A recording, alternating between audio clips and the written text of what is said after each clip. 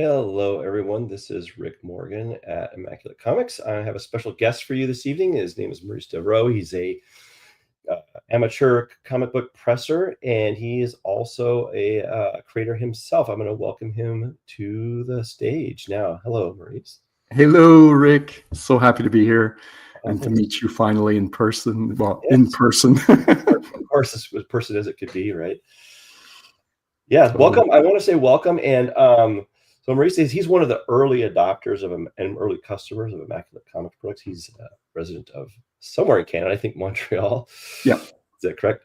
Yes. Yeah. And so he is one of our Canadian representatives. I wanted to welcome him. He's also some director and writer of some of his own motion pictures of the slasher film variety, which I've spent some time on IMDb looking up recently. Reading reviews of with sort of an interesting multicultural background. There's some things that have some Scottish lore in them, I noticed, and there's some American stuff and some French stuff and I mean, when I say American, I mean like sort of Southern American stuff. So he's obviously well read and well slashed. He's a creative soul as well. Rich, why don't you introduce yourself a little bit, and we can go through some of your PowerPoint presentations if you have time. Well, hello, everyone. I'm Maurice Devereaux. Yes, as Rick said, I did dabble. I directed and wrote a few movies, and I did try to do a huge comic book graphic novel series, which I published the first 2 volumes, but all the others are drawn and inked, but they're not colored yet. And there's like 12 volumes total. It's like 1,500 pages. So, my ambitions have always been my downfall. I've always seen way too big for my means. So, and with all of that, I am also a comic guy from a young age, and Rick will be showing a photo. And I had stepped away from comic books for a long time and got back into it in a funny way that we'll discuss a bit later. But yeah, if you want to, okay. So is it possible to be a bigger nerd than this? I'm wearing a Star Trek t-shirt with a Star Wars poster in back of me and, tons of comic books. There's more, if we could have a 360 view, the rest of the room is filled with other comic books. And probably 2 big Wonder Woman posters, because of course Linda Carter was the queen. And it's funny now, on Facebook, it's like they keep putting photos of Linda Carter for me, and it's like they know me. It's like they do like targeted. I don't even know why they do that. I don't know if they just to keep you on Facebook, but. It's like, their spies know me pretty well. Keep putting Linda Carter photos. I'll keep looking at them. Anyway, so obviously beautiful, but also she was really she was a superhero on TV. She and Lou Ferrigno's Hulk were like, I mean, I would run home from school to see that stuff. Yeah, well, you can see Lou Ferrigno right behind me, of course. Totally. And I had a photo of one of my sons when he was younger, and we met Lou Ferrigno at a Comic-Con, and he had put my son on his bicep and held him up like this because he's an imposing figure even as an older gentleman in real life. He is a whole. I have a question for you. What's on the television right here? I tried to read this. It says Sydney something. I mean, I tried to see it in the original photo. To see what the television on TV on your TV. On my TV, you mean the brand of the TV? No. The program that's playing. Oh, good question. I have no idea. Oh, I thought that was part of it. Was the what's on there because it says Sydney something. I thought that it was probably a rerun of Bewitched or yeah, I think it says I Dream of Jeannie or Gilligan's Island or something. It's probably a Sidney Sheldon show. Sheldon, yeah. So it's probably one of those reruns. So anyway, so I had, of course, we all have similar origins of just loving comic books. And I was lucky enough to have an older cousin who gave me a bunch of his comics, but these were the French-Canadian black and white Marvel comics, which came out like really sometimes even like a month right after the US release. So our French Canadian versions were very, very close to the American ones when they came out. And since he was a bit older than me, I got a bunch of those. They were, the publisher was Les Éditions Héritage, the Heritage Editions. So I had a bunch of these comic books, but I also loved, of course, the English ones because I was bilingual and they were in color, but I didn't have access to them very much. They were harder to find in my local, just, 7-Elevens, which is not what we had, but they mostly have the French ones. So it was always harder for me to find the English comic books when I was really young, until I found my first comic book shop, which I don't know, you might have told that story in your origin story, but when I was around 11 or 12, I took the subway to go downtown Montreal. I was going to either watch a movie or something like that. And while I was walking on Crescent Street, I see this shop that had comic books held up with like clothespins. Mm. And I see that in the window, and there were English comic books. And I go, oh. So I walk in, and there's this long-haired, like hippie-looking, he looked exactly like the wizard in Excalibur in the 82 version of King Arthur. And he was sitting down on the floor with tons of comics around him, just sorting them. And I'm looking at him like I had never seen, a place like this that had so many. It was like a dream. And I just went up to him, and before he could say it to me, I said to him, "Can I help you?" Oh, wow. Because I'm just kidding. I was wanting to help him sort the comics, So anyway, I had found, like, and I think officially it might have been the first comic book shop in Montreal. It was called Nova Bookstore, and the owner was called Peter Black, and he was such a nice fellow. And he was like 13 years older than me, so he was an adult. But in my mind, to see an adult just surrounded by comics, and just that's, was his job, was like sort of an eye-opener, and just made me like sort of dream a bit that, there could be other things upcoming in adulthood that could still involve what I loved, so. Yeah, I can smell it in my mind. I can smell it, and I've seen those clothespins you're talking about. Oh, like he had also, he had like a 6-foot standee of Kate Bush, and Wuthering Heights was playing. Oh, wow. And it was like, for me, it was like everything at once became, I love all of this. I can imagine it. I can imagine with the Hey Kids comic spinner and the poster things. He didn't have any spinners, but yeah, he had like just like a wood rack where all the comics were. But anyway, I was a regular customer for years after that, and then basically started buying back issues a lot from him. And I actually started selling. If you want to go to slide number 2, if you can, yeah. So I started selling my French Canadian comics to buy English ones.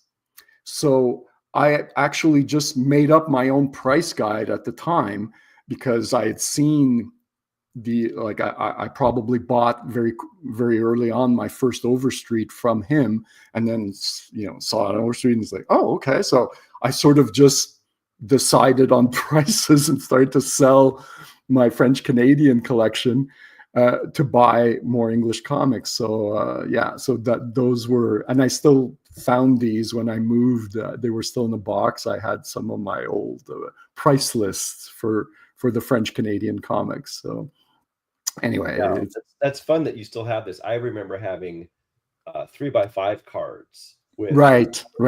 I'd take a pen and I would make a little grid of Amazing Spider-Man, like 1 through 100, and I would make a little checkbox and check the ones I had. Yeah.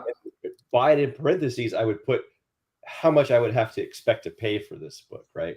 And it was from there was like a magazine, I forget what, that came out like every month that would have like prices of certain books that you could order from, I think it was Mile High or something like that. Right. I think in each comic they had like some big dealers like Mile High or Crystal or some others that you can order, and there were price lists and stuff. But I actually I never ordered from the U.S. for any comics. Yeah, I think once I bought a French Canadian Spider-Man #1 for $2, which was a big amount in like 1979 or something. And it was sent in the mail in a manila envelope, no padding, no backer board, whatever. And miraculously, the postman just, rolled it, put it in our little mailbox, and it was fine. He didn't, and so yeah, that's the only comic I specifically remember ordering by the mail. But yeah, I lived in a small town as a kid that only had about 600 people in it, and our mail lady, she knew I collected comic books, and they came at the time in a brown wrapper with just a label with my address on it, and she knew I didn't like them damaged, so she would take the extra effort to walk the book up, not the rest of the mail, just really. that book, and set it, next to my, like, lean it on the house next to my front door. I went back because I asked her, could you please be careful? I actually have about half a dozen books from the late 70s or early 80s that came in me I've never opened. They're still in that paper. Why? Yeah, I'm so curious. Why didn't you? Because because those were books that I had actually when I could get to a store that had some, I bought them that way. That became my reader. So the one that came in the mail was saved. Oh, okay. I always had a saver and a reader that I was. But why did you decide to buy 2 at that time? Because I was already taking books and saving one, and then I would take some of them and trade them for other books later. Right. And I would save the nicer one and trade the less nice one. And it was already for me, I think it was more like around issue maybe 122 of X-Men that I started to get into speculation, because at the comic shop where I was buying my comics, they were all gone. And they were very popular, and I had to hunt them down in other just drugstores and stuff like that. So then it sort of put the notion in my mind, oh, when I find some, I'll buy a few copies. And so I started pretty early of buying multiples as well. But it's as if, it's like the gateway drugs, everything leads to, for most collectors, we go through all the same steps, at one point. It's a fun thing that we all did. I don't know that experience exists for anyone now. I was gonna say, I remember those days. I remember that 122. I think it's the Cyclops, like, getting squashed one or whatever. The Claremont Bird years are like, everybody was like super crazy about X-Men at the time, and I was like incensed and insulted that the Avengers and Spider-Man were getting the attention that they deserve. But I think we did have this, and I remember, and this is something that's missing now, is going to a comic book store and seeing all the bicycles piled up outside the front of it, and have kids hanging out there drinking a soda and reading a comic book. And I don't see that anymore. That's how you knew where a comic book store was, would be bicycles. Yeah, in my case, it was so far away from where I lived that I went by subway and bus, except for there would 1 year there was a strike for public transportation, and dangerously I went to downtown on my bike. And like, I don't know how I survived, because going through car, it was, yeah. I think back, and we're lucky when we're kids that our reflexes are a lot quicker than they are later, because when I think back of the kind of moves I did, I said, oh my God, I'd be dead 100 times if I tried that later.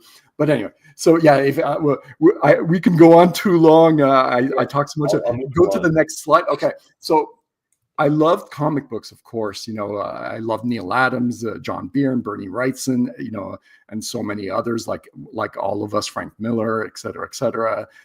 But I also love movies, and I was an avid reader of Fangoria and Starlog magazine, and I did tried to draw my own comics and stuff. But at the same time, I was thinking I wanted to make movies because I was such a big fan of Spielberg, Lucas, and then horror directors like Sam Raimi and George Romero and etc. So I went to film school when I was 17 and started to do storyboards that were more like almost like badly drawn comic books, but still. Mhm. So, my comic book love translated to right away. I was doing, the storyboards for each shot before we'd shoot. So that was for one of my early films. And a few photos, you could hear the second photo in black and white. We're in a cemetery because, of course, if you're going to go shoot, you got to go shoot in a cemetery with no permits, of course. Yeah, I was just wondering about that. I was wondering if you had to like get permission because I Well, would I hate mean, to try to visit a relative and they're filming a movie there. technically you should, but we were kids and it's like permits. Yeah. And beside me was my partner at the time, Tony, who did the photography and camera work and was my co-director on my first film.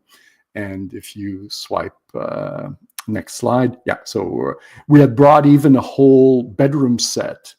We're still in the cemetery, so we had the actress Micheline in a bed in the cemetery because it's a dream sequence. She wakes up and she's in the cemetery, But of course, this I won't go too much into this because we got to get back to comics. But there was a lot of adventures that happened because. Oh damn! Sorry about that. It's okay. Yeah, I get like one call a week.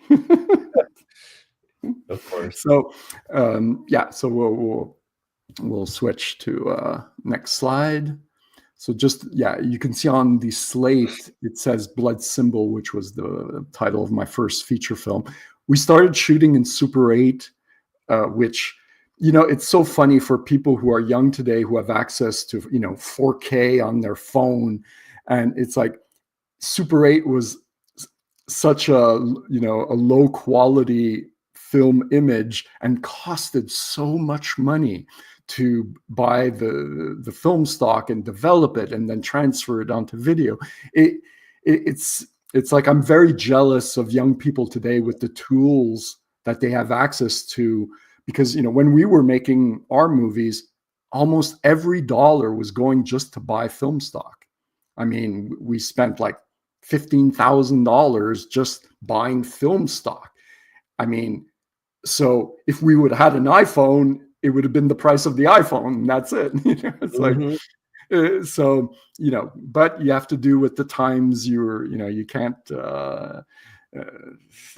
things are what they are, but I am jealous of today's tech for young people. Same here. I did a production of Fahrenheit 451, the book, right. when I was in like middle school, and it was like the burning the book scene and all this kind of stuff in there. And so we were like conservative with how much we could film versus how much film we had, right? Right, You're like, you don't have time to do this twice, and we don't have enough books to burn them twice. So right. we had to be really cautious. And it inevitably started getting dark right around the time that we wanted to, because we would spend the whole day setting everything up. Yeah, I have the same memories, and then sending it out and getting developed, waiting for it to come back, and then sitting there looking at it with a little light and cutting and scissors, and way more work than it was worth. But similarly, I got into it as well. So that's just a similar, like now the camera that's in the car, which was our, doubling for, instead of having, rails or steady cams and stuff. Well, we had, but if you want a moving shot, you put it in the back of the car. And I see that you removed the hatchback from this car to make it easier to get in there. Totally. Yeah. Let me switch to the next presentation here, because you can go. You'll notice I'll be missing because it didn't digest all of the slides equally. Oh, okay. Well, actually, a slide that was before this one was just funny because for a few anecdotes. I don't know if we could get back to it later or not, but this was. I might be able to. There was one with the heads that you had. Yeah, that's the one. Or there was another one also, but anyway, it's there's just too much stuff, and we'll be Yeah, yeah. rambling on. But anyway, this was my film End of the Line, which premiered at the Toronto International Film Festival and then around the world. I actually got paid flights to many places like Spain and stuff, so that was fun. So I mean that was pretty much the epitome of because I didn't really make it, if we can say, as a filmmaker, meaning to earn a living at it, but I did try my best. I really tried hard. So yeah, I can see it in your face when you're doing this work. Like you're either super intense, like you're really, really intense, or you're like really enjoying yourself at the same time. Well, film shoots are very, very stressful in normal times, but I tend to laugh when I see director interviews for big Hollywood movies where they talk about the stress and the pressure, and I just like to go to them. Well, what would be even more pressure is if everything around you and all the people, you were paying for it out of your pocket. So anything that goes wrong is coming out of your bank account. Now that's added pressure, and that's what I lived through. The only one who, of the big name, like Coppola, has done that, of paying for his own movies. So yeah, but most have don't know that kind of added stress. So, yeah, I can imagine. Which takes a lot of fun out of it, because you're you're trying to make the best movie you can and concentrating on what's important, but then you'll have an assistant come up to you and say to your ear that,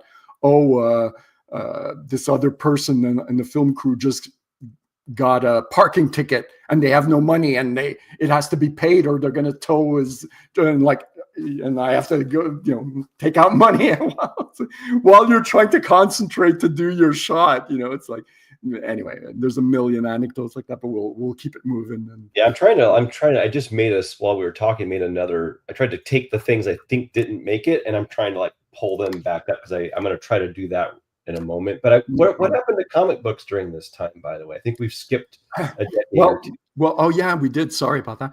So what happened is, when I started film school, I became obsessed with making movies, and since they were so expensive to make, when I started to do my first feature, I actually sold all my comic books. I had about around 10,000 comic books to help finance my film. And so I did. And how did I sell them? This was pre-eBay. I did a few conventions where I rented tables and I sold a few like that, but I didn't have a car, and it was a lot of trouble to set up at a show when you don't, you're bumming favors to get lifts and all these things. So at one point I just basically unloaded most of them for pennies. So yeah. Oh yeah, here's just another photo. But what's funny about this photo is, during the shoot of my first film, Blood Symbol, in the bottom photo, Tony, my co-director, is pouring water to Denis Villeneuve, the director of Dune and Dune 2. Oh, wow. And he was a friend of Eric Tessier on the left, who's a very famous French-Canadian director here in Quebec. So both of them went on to much bigger heights than I ever did. So that's pretty funny. But wow. Yeah. And so here you can see the Super 8 film. This was all the rushes that were not used. They were just bad takes or whatever. And at one point, when the movie was over, I just lost money. Yeah. And on the right is just me. At the time, the editing system was tape to tape, which was a nightmare. We're so today with digital editing, it is such a godsend, because what I went through with tape to tape editing was very, very difficult and very time consuming. So anyway, so we'll go, just more shots. On the right is me on the set of Slashers. You can go to the next one, please. Yeah, those are that's the DVD release of Lady of the Lake, my second film. and the VHS of Blood Symbol that had came out in the States of my first film. Okay, here on the left, there's an eviscerated the half of the body of a woman with me and Adrian Moreau, who was my special effect makeup artist who worked on all my movies, and he won an Oscar a few years ago for The Whale. So he also went to big heights. Yeah, he's the one in the white next to Wow, me. That's crazy. Yeah. So that was my movie slashers. Yeah. I'll skip through this. We saw that slide here. Okay. The big fluffy cat is just an homage to Shelby because I'm so jealous of his cat Jack. It reminds me of my cat, who I lost sadly, of course, a few years ago. But they're very similar. Big fluffy orange cats that were just lovable. In the middle is me holding in front of boxes and boxes of my when I printed out my first volume of my graphic novel series, Clan of the Devil.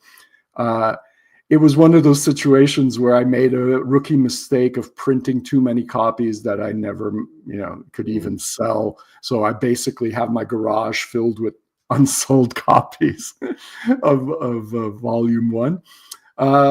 Below is when I went to visit the diner of Twin Peaks. And I'm wearing a Twin Peaks T-shirt, and just because I wanted to put it there because you were asking for photos of me and also as an homage to David Lynch that I really was really of. And on the right is also when another idol of mine, which was George Romero, that I met at a festival. Both our films were playing at the same time, so that was a big kick. So even if I didn't make it like to the levels, of course, of Denis Villeneuve and other people, I still feel grateful that I did have a passion for movie making, and I did do a few films and got to live a bit of that dream, if we want to, we can say. Yeah, you really did. You were definitely in the orbit of greatness, right? Well, So Twin Peaks was filmed kind of near my house. Pardon me? Twin Peaks, I believe, was filmed near where I live. Oh, really? Eh? Oh, cool. Yes. So I don't know if the next slide, because my return to comics. Okay, so here I started this comic book like in 2013 because I was frustrated because it was harder and harder for me to make a new movie because it was so expensive. I was paying them out of my pocket, and I said, well, I had this huge screenplay that would have been too expensive to do on, as a movie. And I said, well, maybe I could do it as a comic book. And it ended up being this epic. Like I said, it totals around 1,400 pages. Wow. And spread out on 12 volumes of about 120 pages each. So, and what's fun, it's probably one of the most lurid stories, partly true, partly based on fact, partly based fiction. It's the Sawney Bean legend has been adapted a few times in movies like Hills of Eyes, but they adapted it to like the deserts of Colorado, where you have this family of like sort of inbred cannibals that just attack passerbys and eat them. But that was based on a Scottish legend from the 16th century. Oh, wow. And that telling of that particular, there's never been a movie of that particular story in its original setting. And my story, when I was doing more research about it, I actually found a lot of interesting things that, because there's lots of information about the King of Scotland at that time, King James, and who became King of England. And it all ties up with the witch hunts of that time. And the Sawney Bean story is all part of that. And so I went down the biggest rabbit hole worked on this for I'd say 10 years full time. And basically spent all my retirement funds. So now I have to work again for the last few years. So that's Clan of the Devil. But at this time, at this juncture, when I was doing this, I still wasn't back into what I call the comic world, which which you are part of. So I think the next slide, yeah.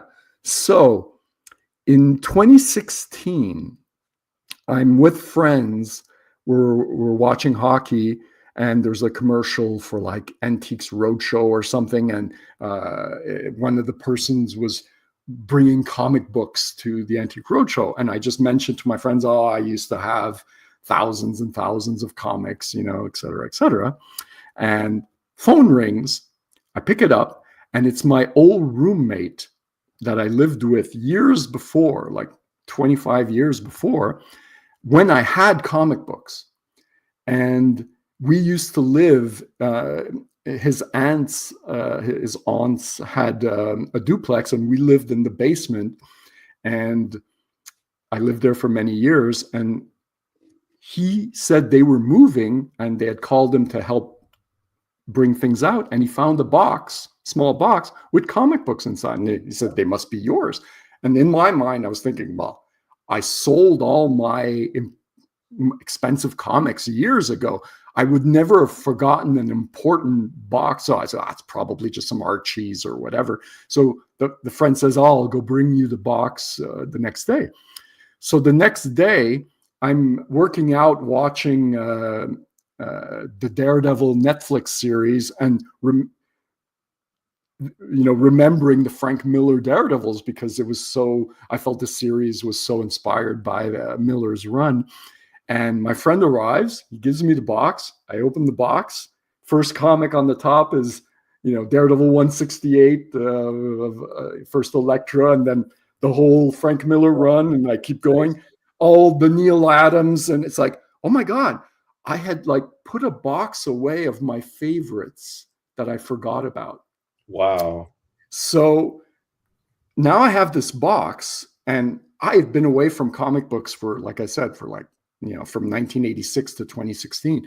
So I start looking up values. I buy a new price guide, and I try, and I'm going, my jaw is literally dropping with all the increases of prices and stuff like that. So, and then, I had never heard of CGC and things like that. So then I see, well, what the hell is that? And so I actually went to a Montreal Comic Con, and CGC was there, and I sent a few comics to get graded, but I knew nothing about pressing, didn't even know it existed, had no idea. So this first batch of comics that I sent were not pressed. And funny anecdote is Neil Adams was at that con, and I did have him sign a few of the comics, and CGC verified them. So there was a few of that, but yeah. So anyway, so of course, in the journey was when it came time to like sell these books, because I still wasn't a collector. I was in my mind is, okay, well, I'm going to sell these, and see what they're worth and whatever. And the bug just sort of rebit me of, because it was my first job when I was, 12 years old, was selling comics. I was, so it just sort of rekindled that. And then looking on YouTube and finding out about pressing, the first person, it was sellmycomics.com that had a YouTube channel. And they gave a pressing course as well as a grading course. And I took both courses, paid for them. And, it was the basics. And so I was one of, in Montreal, when I spoke to other people, no one knew about pressing at all. Or if they did, they kept it secret. So way back in 2016, bought my first press and started to press some comics. This time you had a new Wonder Woman. Pardon me? Well, there was a new Wonder Woman about that time, right? There was the Gal Gadot. Yeah. I think you cycled right through them. Yeah, no, for sure. Incidentally, this is that is a Neil Adams Black Cat that he drew. I watched him sort of draw this at one convention. At the next one, wow. I asked him if there's ever a print available of this. I'd like it, and I saw him sketch it. He or his assistant, actually, she remembered me coming back, and she said, "Did you want this Black Cat print?" She pulls it out, and then Neil signed it for me Oh, just cool. 2 months before he passed away. Yeah. Yeah. Yeah, for my money, it was Neil Adams, Bernie Wrightson, and there was a lot of others, Frank Bruner. I went from being, when I was a teen, from being a run collector to then just filling in runs of a specific artist. So I'd be buying all of Neil Adams comics, all of Jim Steranko's or Barry Smith or Frank Bruner, and just sort of went into a different avenue of collecting and would sell my runs. And, I had like, when I think back of everything I had some very nice comics, just stuff that are very uncommon today. But not necessarily ultra valuable, but just rare. Yeah. Anyway, sorry. I did that similarly too. I actually bought a lot of Neil Adams book when he did like the Phantom, like things from the 70s, like some of his horror mystery books and other like science fiction things that he did. Like Phantom Stranger, the covers. Yes, I'm looking at like a box of them right there. But I didn't know. Those were Neil. I just knew I liked the artwork, and so I bought it. And so I ended up inadvertently collecting. Same with the early McFarlane stuff. I ended up buying the Hulk 340. A lot of people did with the Wolverine on the cover of the Hulk with the claws. I bought that, and I bought the Batman with the the McFarlane, early McFarlane. Not knowing who Todd McFarlane was, I just liked the books. Right. But I inadvertently collected artists that, but same as you, but not intentionally. When I saw Batman 251, the Joker Neil Adams one, it was for me. It was like, oh my God, this was Batman. It's like, this was so cool. So anyway, so now having my foot into pressing, of course, I started to watch lots of YouTube videos, and one of the first ones to was ETA Nick, that he gave a lot of videos about cleaning and pressing. So I watched him religiously and learned a lot from him. And I still have his voice in my mind when if I'm about to do something stupid, I hear his voice say, "Don't be a dumbass." He called it Big Boy Books. I remember him saying this a lot. And also, I actually inadvertently had saved like the links. I had saved the URL link to his videos. Right. Many of them are not, you can't find them now. Okay. But I have the link so I can watch them because they're available, but only if you have the link. But right. I saved them.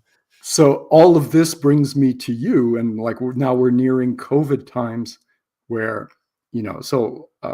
through my basic understanding of pressing and stuff like that, well, then I see your channel, and the whole, my mind was blown, not only for the concepts of wet cleaning, but then all the products you started to, and that, as we said before, I was an early adopter of all. It's like every time I have this product, it's the remove staples, capable staple. It was like, give me. It's like I was placing, the video wasn't even finished, and I was ordering, everything you ever made, So, so I credit you, because with techniques I learned from you and then others, it became for me a profitable hobby to take comics and bring them to their maximum potential grade, in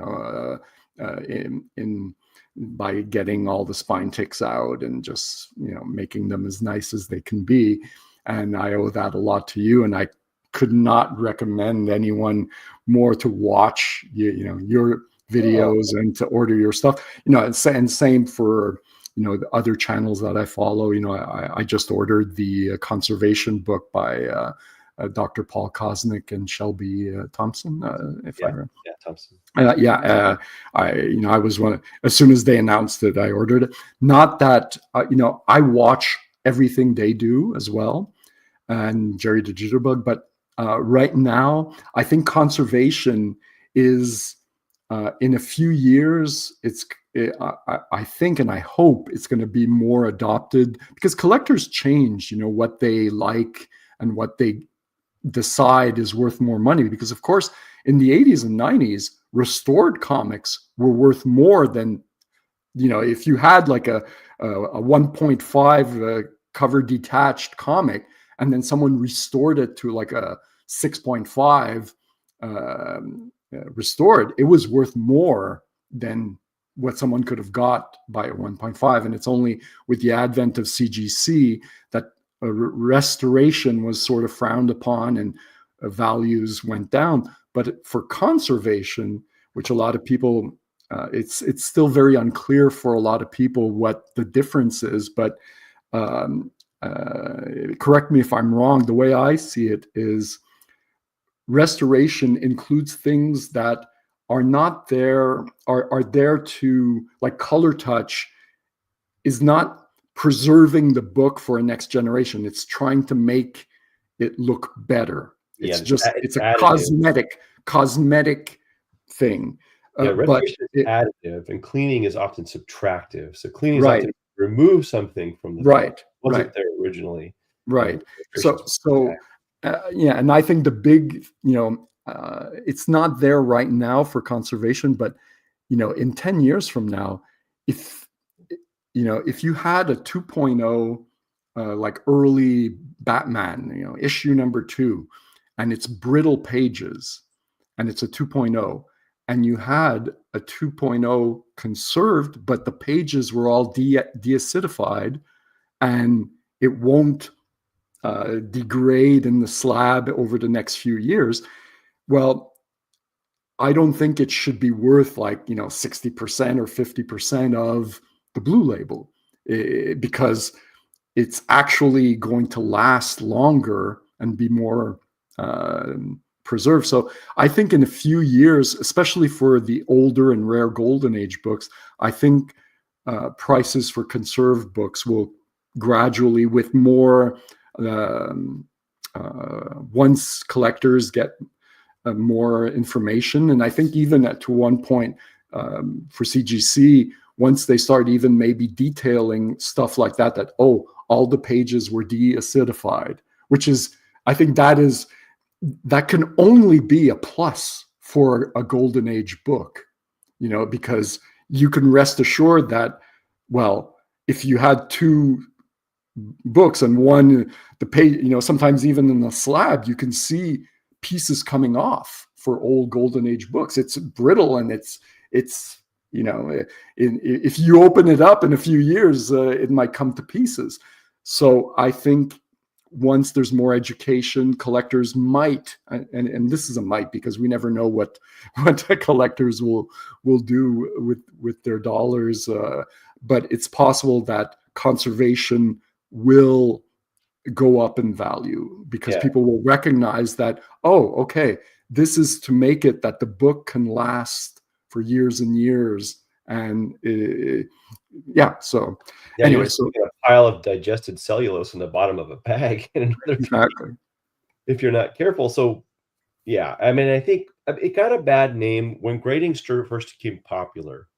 Early 2000s, CGC came out. There became a huge backlash against pressing and cleaning comics, primarily pressing, because people were saying, "Oh, you're trying to fake it so that the book has a higher grade than it did," because the grading became very important. It was a numbered system, and right. It's kind of funny that we use mint for comics because we adopted the coin structure. Like, no one mints a comic; you print a comic, right? We just didn't even think about near mint. What do you mean mint? It wasn't stamped out, right? So. Right.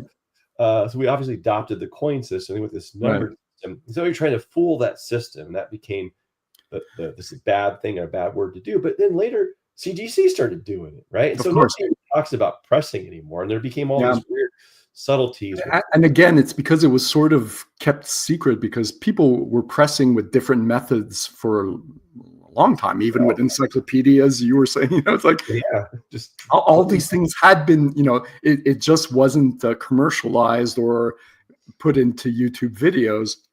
But of course, as soon as CGC started offering their services for that, then, to still have people who are anti-pressing, well, I mean, it's like, okay, sell your books unpressed and people will just buy them and press them. And, Get more money for them. It's like it's something where you have to, like in everything, you have to adapt and learn new things. And like I said, when I got these comics, I my first little batch that I got from that box, I didn't know about pressing, so I sent them off to grading without being pressed. One came back a 9.4, unpressed. It was just in my box, and I keep thinking that was probably a 9.8.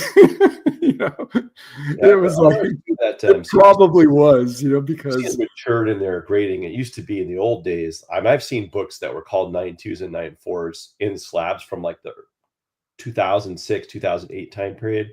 I saw recently a Transformers #1 from that would never have been a 9.2 today.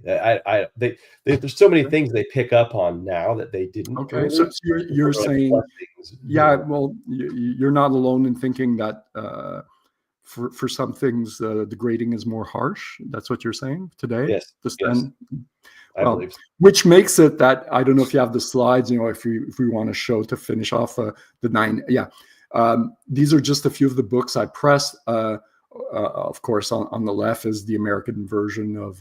It's just a 9.0 for an early Spider-Man is a good grade. It's like I was very happy about that. On the right and is the French Canadian, which is funny. I found like the equivalent with a partner. We found a collection that is the equivalent of the Mile High collection, but for French Canadian comics. Oh, wow.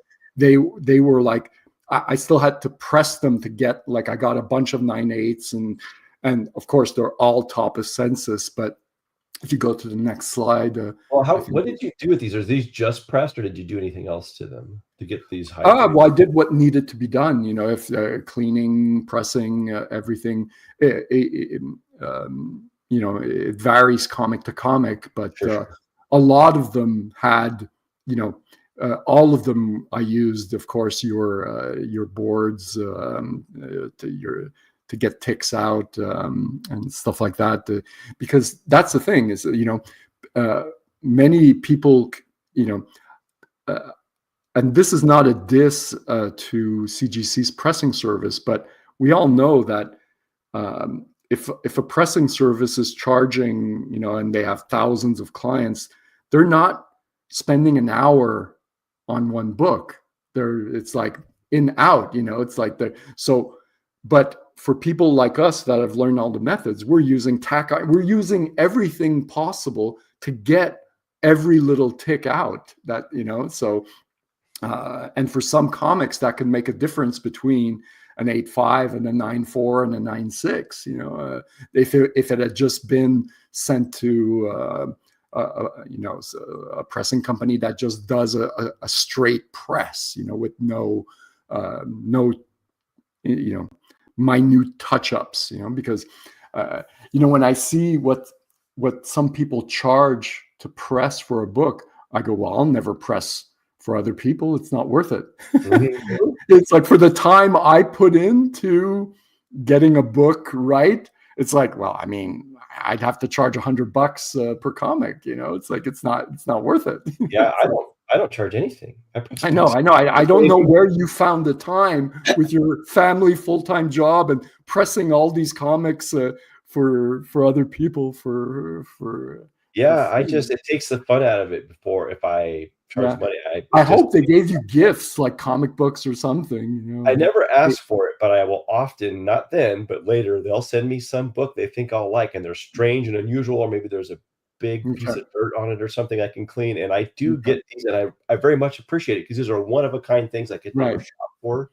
And people will go out of their way to find an old Spider-Man book with a crayon on it or something, and they'll send it to me. And I just have the most joy from this. Wish me luck. I bought an Amazing Spider-Man #6, missing 4 pages. Big deal, right? It's a 0.5. Who cares? Well, I took a gamble, because on the bottom of the first page, it says Steve Ditko 71. What? And here's the thing. People will say, well, it's for sure fake. And I would agree with you 100%, usually. But here's the thing. The person selling it just mentioned it as an off thing and was charging the exact fair market price for a 0.5, meaning he wasn't using that to ask for a lot of money more. So just that fact, I said, well, in the worst case scenario, I'm going to lose $125 to have JSA take a look at it and or whatever, and the grading and the shipping, whatever. But it was, for me, it was worth a shot because I checked with comparables of the signature and I went, kind of looks like, because there's lots of letters of Steve Ditko that have been officialized because he used to answer fans with lots of letters and he'd sign.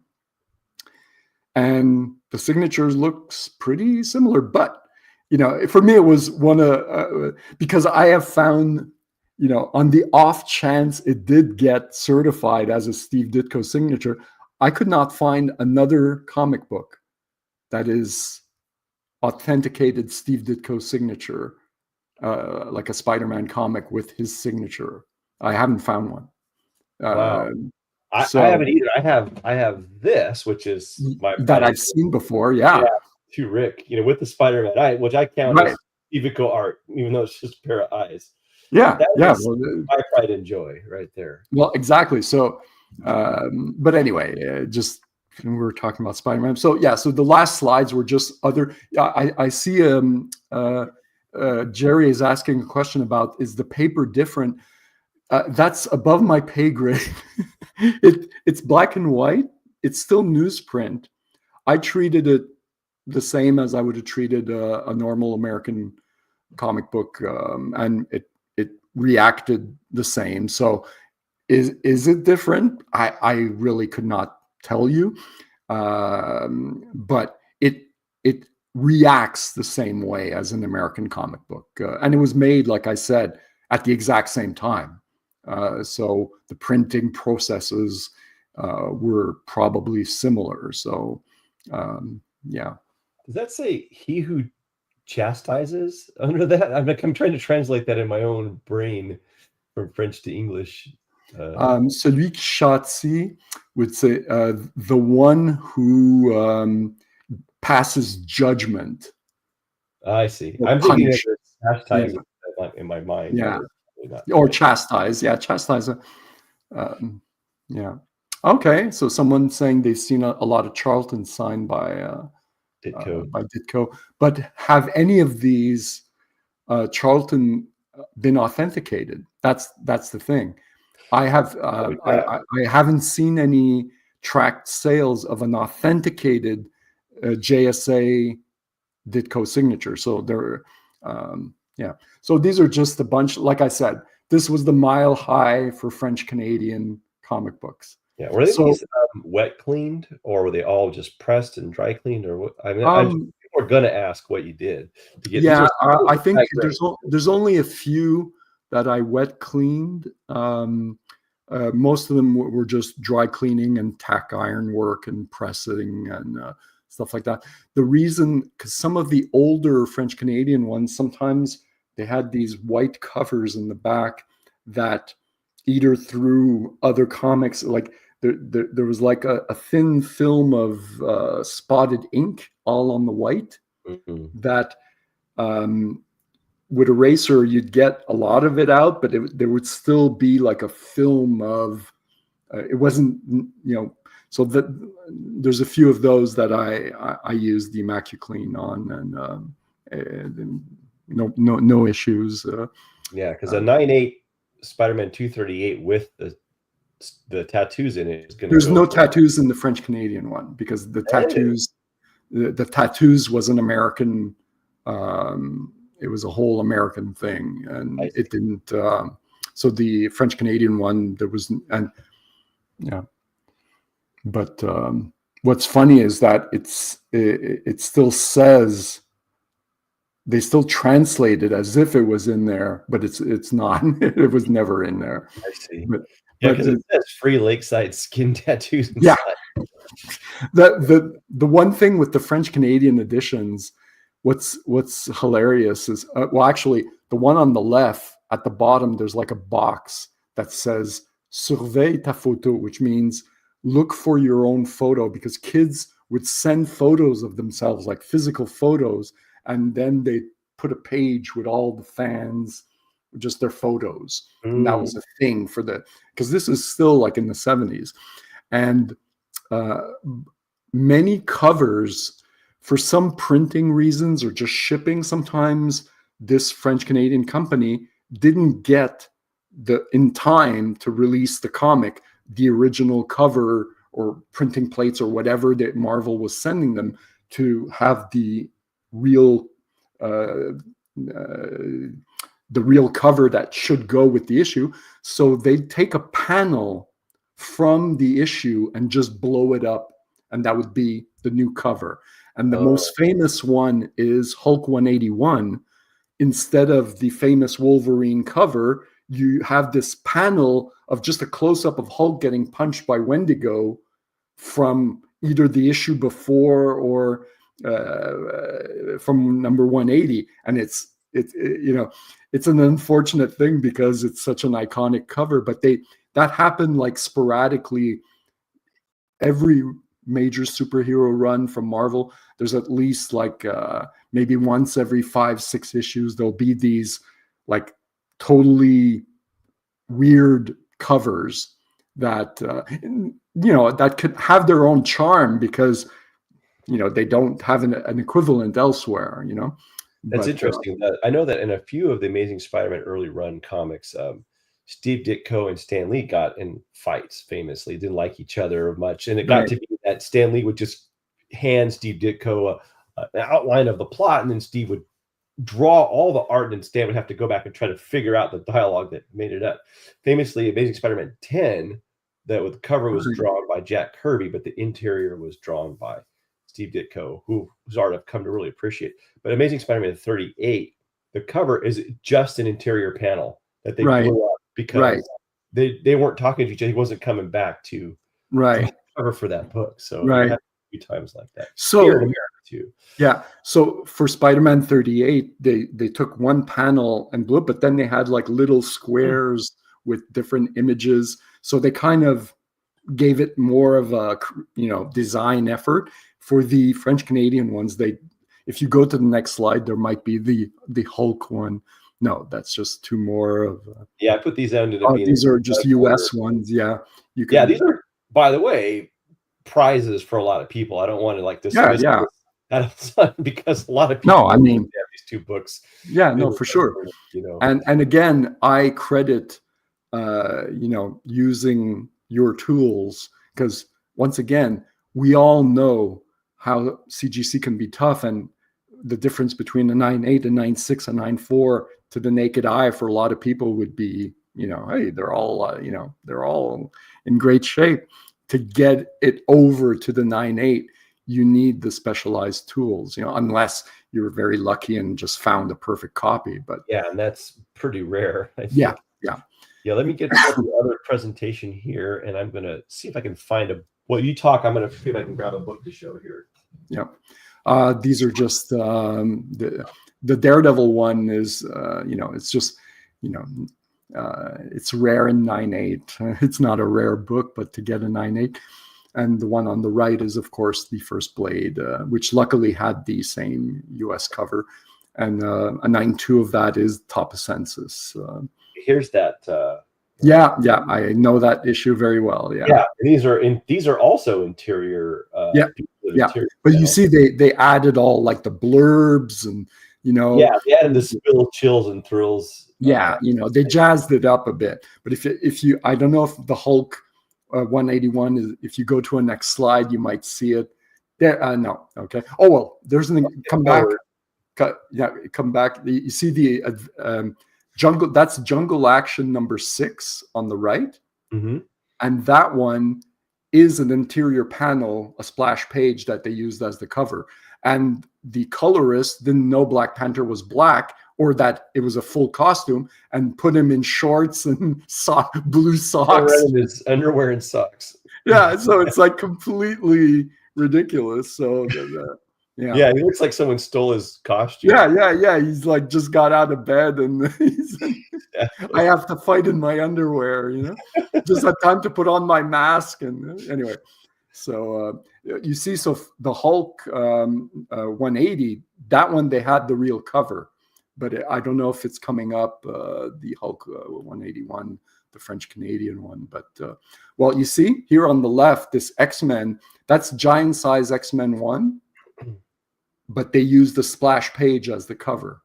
It says like Marvel 3-in-1, right? Yeah, because you also had Nova #1 in it, so it's a double key. Oh.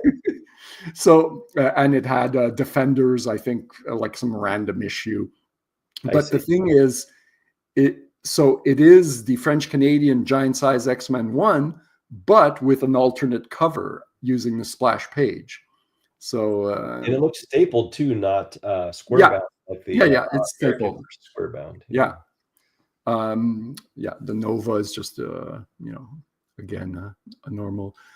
On the left is the first reprint of any country. Well, reprint. Yeah, a lot of foreign collectors say they're not reprints. They're first published in its origin country. They don't like the word reprint because it's for their terminology. A reprint is if in the U.S. there's a reprint of the same issue, then it's a reprint.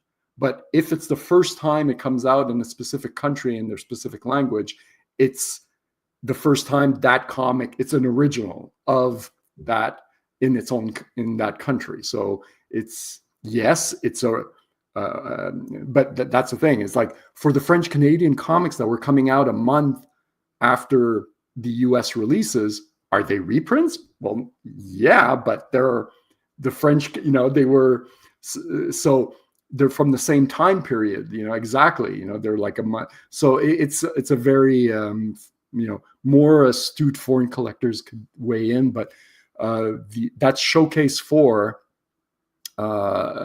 is the first time the cover was reused and that was reprinted, and it was in Quebec in French Canadian. So got a 9.6 top of census. So a very happy buyer from overseas bought it. A big collector who collects big boy books, and he was very happy to get that. The Showcase 4 is probably the biggest. It's up there. It has. I think it has Showcase 4 in it and Flash 105 as the two stories in it. So go figure. Some of the Spanish Spider-Man books went a little crazy with the story, and they're completely different stories. With Gwen Stacy and the whole the book, right? It's like like a Mexican soap opera when you read it. Yeah, with original covers and Gwen Stacy that doesn't die. And they were fun to read, but a little over the top in their own way, right? Yeah. Let's see here. So, but these are just showing off. But again, I'm sorry I don't have the before and afters because you're just showing them. You don't show the before.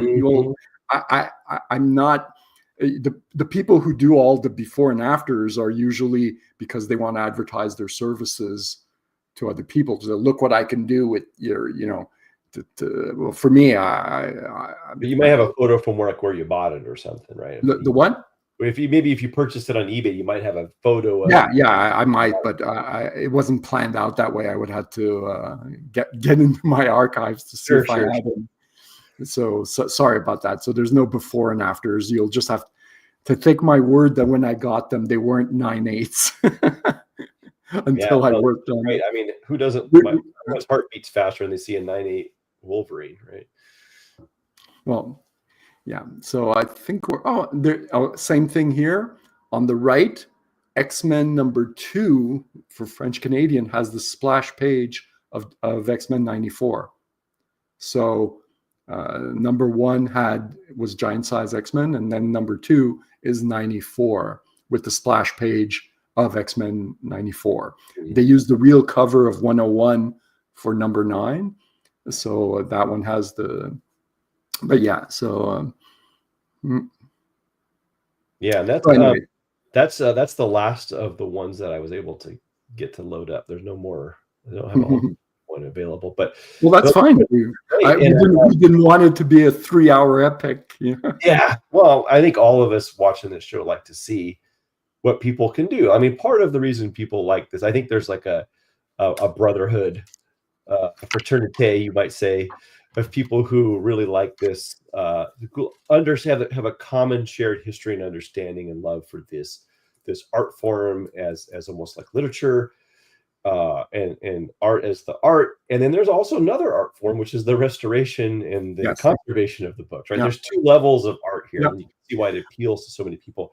We all have a brotherhood. We all have things that we like to see. We all like to see these things come back. Universal Blue Label 9.8, which is a new thing that CGHC has granted us with. Although I think there will be other players in the field strongly will have other things to look at besides just the CGC labels in the future. And it's good to have people like you on the show who are friends of the channel, who are, amateur artists, who are learning this. And we all like to learn from each other about what we're doing. Who doesn't like Jerry's channel for all the leaf casting stuff he does? And now there's more. Obviously, he started bringing this to the masses. There's other people doing it now. No, for sure. He's, I think even many people have said that he inspired other people like Dr. Alachi, I think, and Shelby. All were inspired by Jerry, and like I watch them all. I haven't gone that next step, and the reason is very simple. It's like I'm learning all about it to know what it is and what can be done. But right now, since and that's a sad part, is since the market dictates that, well, universal labels fetch more money, since I'm doing this to pay the bills and pay the rent. Well, it's a sad thing where if I have a copy of a comic that the cover's detached, that even if with all the knowledge, if I use that knowledge to reattach it with Tengujo and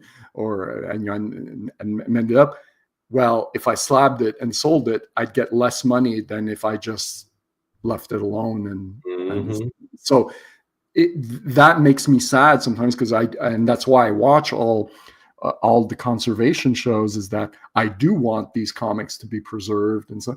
But there is also, when it's not for your own collection and that you're keeping books for many years, if it was the case, then yes, I'd probably conserve them like Shelby and all the others do. And so I'd learn. I'd start practicing what I've been watching. But right now, it's like the market still isn't there for right now, which is sad. But I think 10 years things will be different. I think 10 years things will be different. I don't know if it'll be better or worse, because I think that I always have said, I've been saying since the 90s that comics are probably, people are going to stop collecting them. I've been consistently wrong, which is great for me, because I thought all printing was going to go away.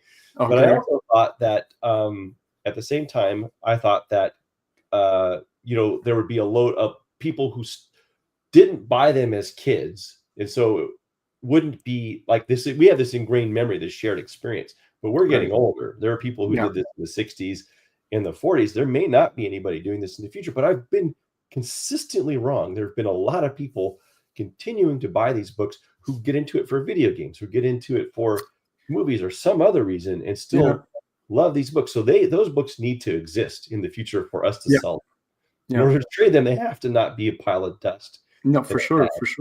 And that's why you guys are all on the front lines for that, and that's great, because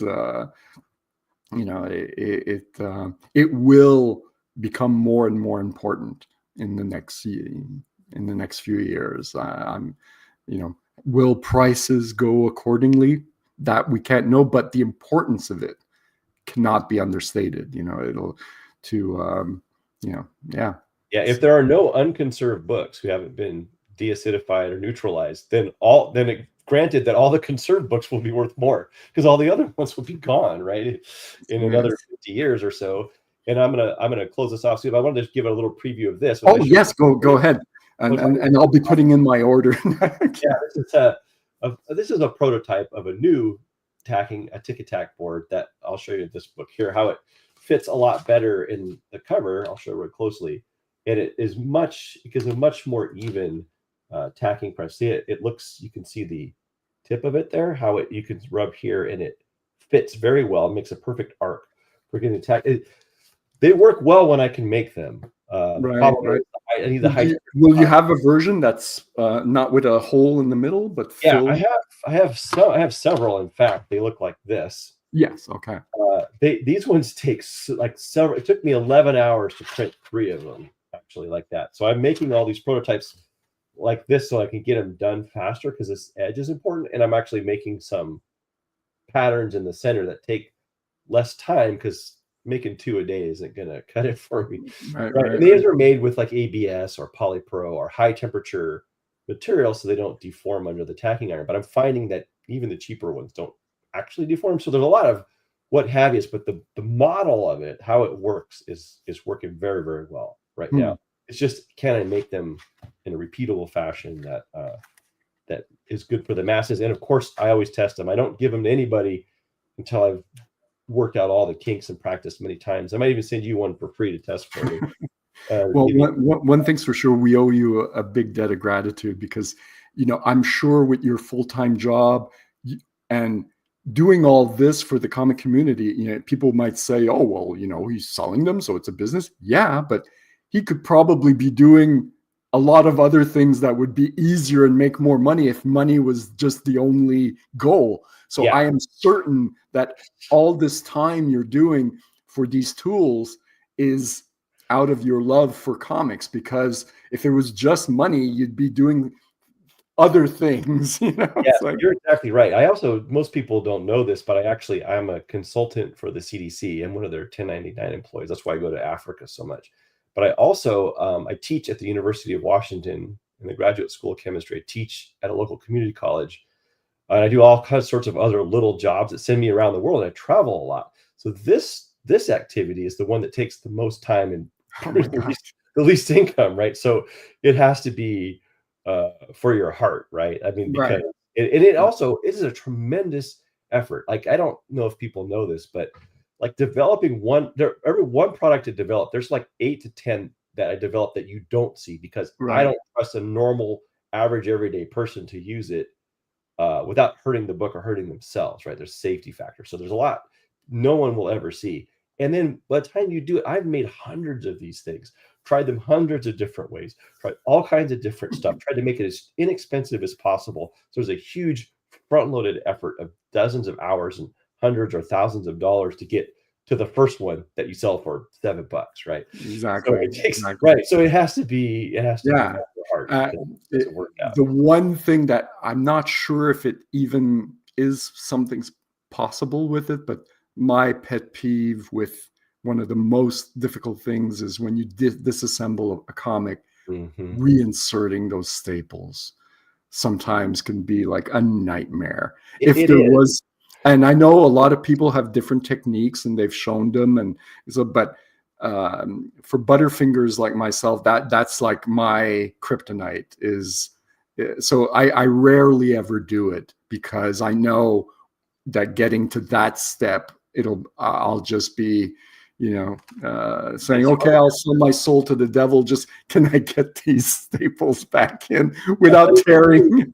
When you have an X-Men #1 taken apart with a very brittle cover that could bend and you feel it cracking, and you're trying to work a staple around from the inside of that to the other side, you'll feel beads of drop come on your skin, because it is really, really, like, it is, your heart pounds, and you've got to get sometimes 16 leaves all lined up and get that staple through there, and you work it on the inside. And I got to tell you, after a while, if you can't do it with your eyes shut, my tip is you shouldn't do it, because you should be able to do this without looking at the book, because looking at it is of no value to you.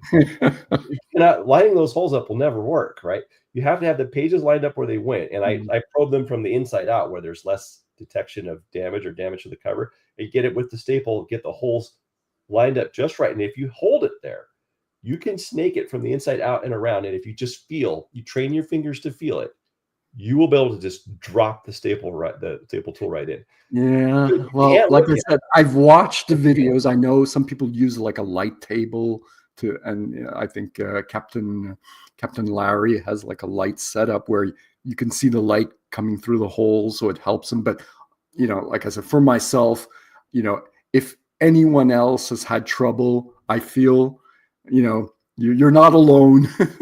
It is not an easy thing, It's hard on your heart, but believe me, if you get a bunch of them and practice, your fingers will tell you. You will feel it Yeah. like a spider sensing a fly in the web. You will sense when that staple's going to go in, because it's difficult, and then very Yeah. easy. And that very easy point, you'll sense it. You'll know after a while what to do. But it takes it's the first couple hundred are rough. After that, it gets it's the first couple hundred X-Men #1s. Yeah, exactly. Your heart. I gotta get people to stop sending me those, because that's like those, like, you can't practice on those books, right? You got to practice on the other one. This is like probably a $60 book, right? So you got to practice on those. You have to. It's old enough to be worth doing something to, but not so. I mean, or valuable enough, but not so valuable that your heart stops in place, right? Yeah, exactly. That's the trick. So. All right. What else? What can we say? What can you sign us off with? Do you have any fun anecdotes or anything we didn't touch? Or well, we touched upon a bunch of them. I don't want to be too long-winded, but it's been a pleasure. What else? I think we've covered many things. Yeah. If people, I had sent you the videos of the trailer of my film, and they wouldn't load into here. They have to do okay. Well, that's the thing. If anyone wants to, you can go on YouTube and to watch like Planet the Devil, the Sonny Bean Saga trailer. If anyone wants to watch that, you could just go into YouTube and find it, or End of the Line trailer of my films. And the Blu-rays are available to order. But again, that's if you're into gory horror movies, which not everyone is. But yeah. So I posted in the description for this show on my YouTube channel your Wikipedia page, so people can find your. Okay, which I didn't write. Yeah, I sense that you did. I wanted to update it once, and I couldn't access it, and it was too complicated. Yeah, but you exist, and so your body of your work is there. I've linked it in the show notes description here. So if anybody else wants to be in the show in the future, please email me at rick@immaculatecomics.com, and we'll have more people on. And I will make a tool for you to hold that staple still. I've long thought about a way to hold a staple, like to grasp it and to lay the pages over if you had to, as like an emergency, to put them over right one at a time. But it's difficult because you can only grasp a very small amount of that staple, which is only like 16,000 7-inch thick. So it's it's hard. But with magnets and other tools like this to keep it in place, it can be done. So that's I might focus some effort on that. So, well, it's been a pleasure, Rick. I'm so happy to be able to thank you in person for everything you've done, because I really appreciate it. And after since my comic book ruined me. Yeah, you gotta I need to sell more 9/8 to keep the lights on. So. Yeah, there you go. Just include one of your books in every one that you sell, for other people. Maybe the word will get out. Right? Yeah. Okay. All right. Well, it's been a pleasure. I have to go to the store and buy snacks for the Super Bowl here. Cool. Have a good one. All right. Hope your team wins, whichever one you're. Do you have an affiliation to one of the teams? I don't care who wins. I just want to have a good time. Okay. That makes it a bit less fun, I guess. Yeah, the Seahawks haven't been here in like 13 years in Seattle, so we're just kind of observers from Seattle area. So it's either you have a favorite team or you're betting on one. I guess that will make it more live. I'm betting on a fun game. Who cares who wins for me? It's cool. All right. Thank you so much, Rick. So all right. Au revoir. Bye-bye. Thank you so much. Bye.